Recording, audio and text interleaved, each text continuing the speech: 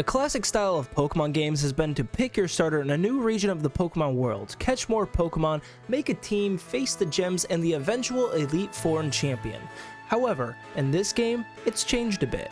Now, we can play a direct part in that, being a gym leader, and that's exactly what we did. However, first, we must pick what type of gym we want to run. I went for my favorite type, Ghost. We then had the chance to pick up one of 3 starters, Mischievous, Duskull, or Drifloon. I went with a different pick with Duskull as I wanted a Pokemon with some bulk and status moves to boost my eventual sweeper-like Pokemon. With our starter Duskull chosen for the Ghost Gym, we then take a boat over towards the town we'll be staying at, Humble City. The mayor is there to greet us as we arrive. However, he tells us of the previous gym leader leaving and letting a gang torment the city. Things were off to an iffy start as our first trainer battle was against a normal type Starly and Duskull had, well, only a ghost attacking move. One quick reset later, and avoiding all the trainers, we made our way north into Humble. We met up with the mayor in front of our gym where he explained we'll start tomorrow. In addition, he showed us our house and inside awaited a TM of our signature move, Shadow Ball. Upon leaving our house, there was a commotion in front of the town hall. I avoided that so I could head back south to start training Duskull up. After training in multiple areas, we then caught a Fomantis. Now, we can't use it for the gym, but just in case we encounter a normal type Pokemon.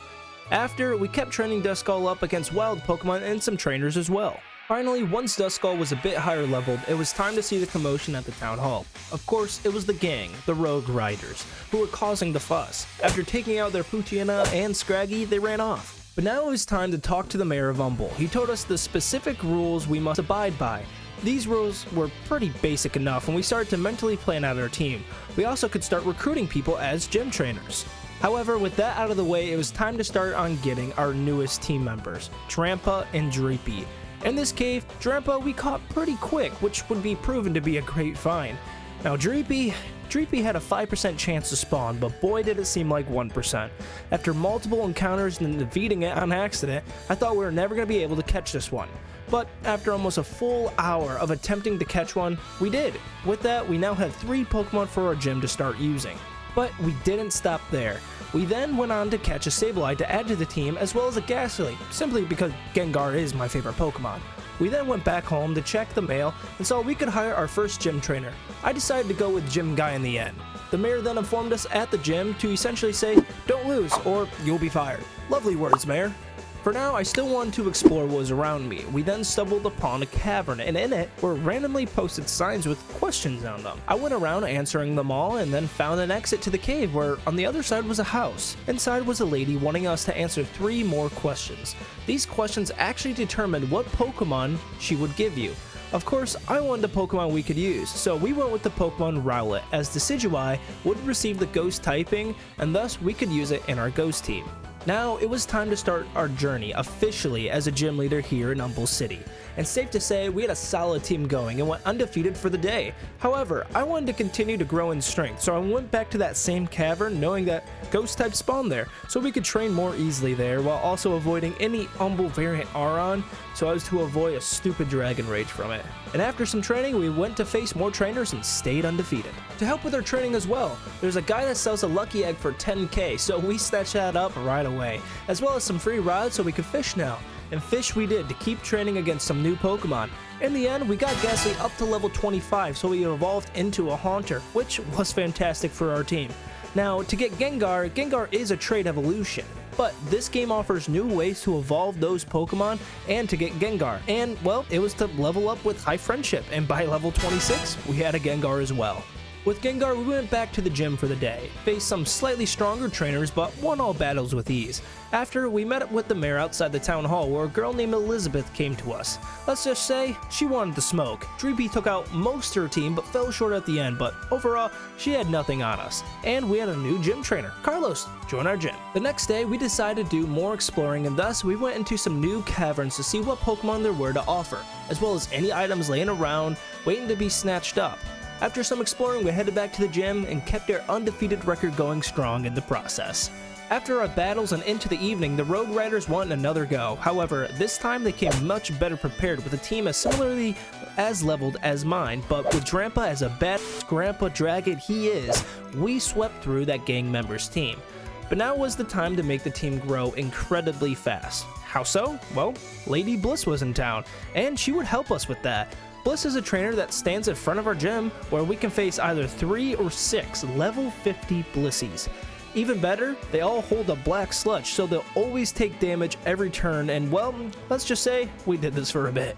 After some time, we took a break from training and visited the newly opened commercial district here in Humble. This was the time to make some big money stonks. And in addition to a small mall where you can buy some certain TMs, there's also a place to buy blueprints to build buildings in the town. However, these buildings would actually produce us money every day. For this to be super efficient, we needed 2 Building 4 plans and 1 Building 5 plan. We didn't have enough money for all 3, so we went for 2 Building 4 plans for now, which would set us back 20,000. However, after putting those down, we were already making 4,000 a day. Not bad for a 20k investment. To end the day, we went back to Bliss to keep training, and we were able to evolve our Duskull to a Dusclops, Rowlet all the way up to a Decidueye, and our Dreepy to a Dracloak.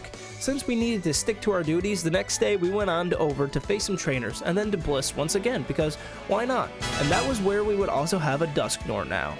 However, now we had just enough to buy Building 5 plans, and upon placing it down, our daily revenue quadrupled. We went from 4k a day to 17.5k a day. Yeah, after that, I bought another Building 4 to continue the city growth and in turn, the growth of our bank account. The next day, we enjoyed a nice paycheck and topped the day off against stronger trainers, but they were no match and our undefeated run would continue. And what's better than being undefeated? Being rich. We invested a lot more of our money into more Building 4s and 5s, and by the end of the day, we had made it up to a whopping 440,000 a day. I'm really rich. Now, with that added funds, we bought some rare candies to get our Dracloak to a Dragapult, and the team has never been stronger. And with another undefeated day in the gym, we accepted Lydia into the gym as a trainer.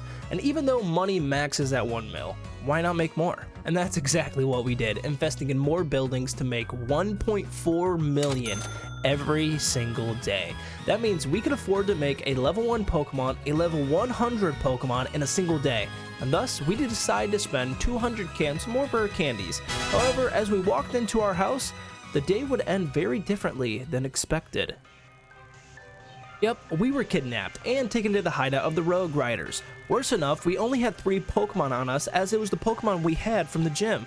So I had to rely on Gengar, Dragapult, and Dusknoir to carry the team back to Humble City. But first, don't mind if I do have some free berries. But not all was as bad as it seemed, as our Pokemon were way stronger due to the way of stonks, and so we breezed past all the trainers with ease until we met with Gym Guy and the Mayor, with the Rogue Riders leader Edgar right behind them. But now we can have 6 Pokemon in the gym now, allowing a full team. Now our team consisted of Dusknoir, Dragapult, Gengar, Drampa, and Decidueye, meaning we have 1 more slot to fill up, and I had the perfect idea. The commercial district had another area of attraction, Starter Park, and hence the name. All starters from generation 1 to 8 are in this park, and after 5 minutes of searching, we found the last Pokemon for our team, Sobble. 1 more special sweeper like Inteleon, as well as to have some water type moves to combat more weaknesses, as well, was just what I wanted. I could have Inteleon as one of the other gym rules stated that we could have a non-ghost type given. It can learn Shadow Ball. And with that, it was time to get a couple rare candies and level up Sobble and the rest of the team. Thus, with all this hard work we've been putting in, as well as our gym trainers, I think it was time to take a nice vacation to Opulence City. With a shop for all kinds of berries, Pokemon of different forms, to a huge department store, there was a lot to see, but of course, the department store is where we want to go. And at the store, we bought a lot of nature mints to make our team that much stronger with better natures, as well as ability capsules and patches to have exactly the ability we want to give us the edge. We also bought some variations of Pokeballs just in case we encountered a new Pokemon we'd actually want. We too bought items and experience candies as well. We then made our way to the Pokeball factory here in the city, where one of the scientists gave us 5 experiment balls as he failed in creating a new type of Pokeball. There was also a shop with new TRs to have the team learn too.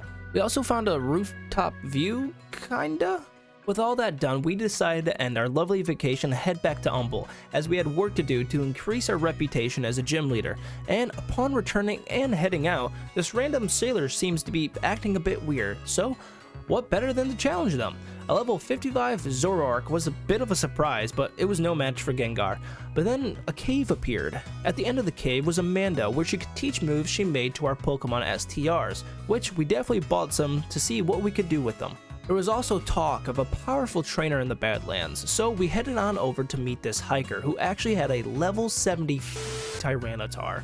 But despite this, Dragapult pulled through, despite the hiker using their full restores. With this win, we decided to celebrate by letting Davey, a super nerd, join our gym, because why not, you know? But then we got a letter from Edgar asking to appear in the Rogue Rider's lair for one last battle to determine the city's fate. So you know what that means. Candy time.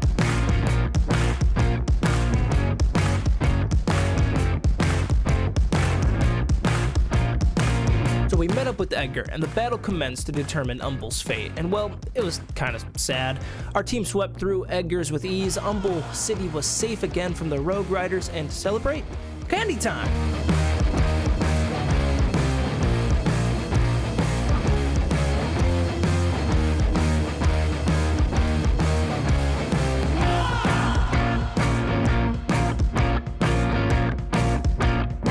Now we needed to raise our reputation, so back to gym battles and to continue the undefeated record. But the next day was interesting. There was commotion happening at the town hall. The Pokemon League champion, Garrison, was in town and wanted to battle to test my skills as a gym leader. And who am I to say no? But Garrison, however, wasn't ready for Pokemon full of sugary candy and the power of stonks. But Garrison stood no chance, even though for winning, we didn't get to be champion. But we still got promoted to the next rank and celebrated with another candy session.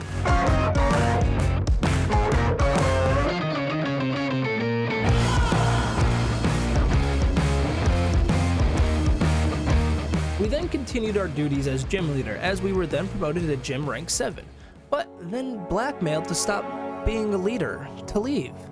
After all we've done for the city, something had to be done to fix this. We had to figure out who wrote the blackmail letter, so we set out to the Badlands and found Edgar? Apparently, Edgar's own team turned on him, and apparently the mayor is behind all of this. After getting to the end of the Rogue Rider hideout, we see the mayor waiting for us. Overall, the mayor is jealous that people want to be trainers rather than people like him, and thus, after his monologue, the real test begins for the fate of Umble. However, the mayor was not ready for our candied up ghosts and fell with little issue, and thus we achieved the last gym rank. To end our journey, we decided to build our town with any remaining empty plots to ensure Umble stays a focal point in the region, and with the infrastructure completed, our stonks did it again to rack up in a total of 4.4 million every single day. So we candied the rest of the team to level 100, but one last task still remained: to defeat the toughest trainer in the game, the developer. Even farther out in the Badlands is the even badder lands, and far west as one can go is a cave with Shane, the game's developer, and Shane was no joke. A full team of level 99 Pokemon. First, a Steelix who destroyed Decidueye, but a snipe shot from Inteleon plus a crit took it down with ease. Next was Dusknoir, and with Drampa's Berserk ability, it was a 2-hit Shadow Ball. Now with Arcanine and Inteleon dealt with that problem once again. Lilligant was up next, but a double Ice Punch from Dusknoir took us closer to victory. With Floatzel, we went with Drampa, who dispatched the problem easily, and now one Pokemon left: Noivern. Noivern took out Drampa, so we went with Dusknoir, healed him up, and we wanted to end on our starter, and a single Ice Punch was enough to finish the battle. For winning, we got 9,999 reputation, but Shane also gave us the Shiny Charm, a lovely touch indeed. And with that, the game is concluded. The Rogue Riders are dealt with, the mayor arrested, we are the top gym leader around, and we defeated the Shane to end our journey. I hope you guys enjoyed this journey, and if you want to see anything of what happened, I streamed this earlier, and I'll leave a link in the description if you want to check it out. There's also a link to the game below, to which I highly recommend checking out. Shane did an amazing job.